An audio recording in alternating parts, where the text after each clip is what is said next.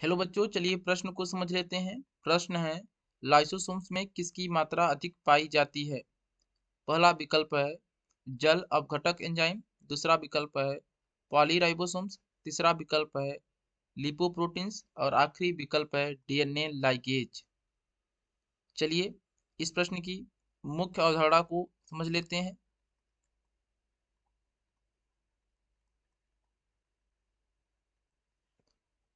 Lysosomes जिसे आत्मघाती थैली भी कहा जाता है, लाइसोसोम्स इसे आत्मघाती थैली भी कहा जाता है। लाइसोसोम्स में पाचक एंजाइम पाए जाते हैं। पाचक एंजाइम पाए जाते हैं जो पाचन का कार्य करते हैं। इसलिए लाइसोसोम्स को पाचन काय भी कहा जाता है। और मुख्य रूप से लाइसोसोम्स में सबसे अधिक मात्रा में जल अपघटक एंजाइम पाए जाते हैं। जल अपघटक एंजाइम पाए जाते हैं। चलिए विकल्प को देख लेते हैं।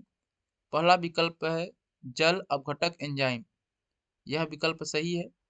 लाइसोसोम्स में जल अपघटक एंजाइम की मात्रा अधिक पाई जाती है।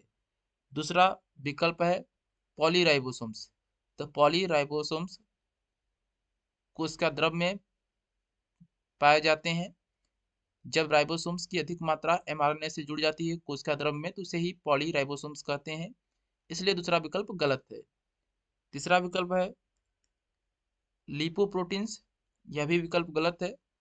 लिपोप्रोटीन्स लिपिड और प्रोटीन से मिलकर बनता है, इसलिए यह विकल्प गलत है।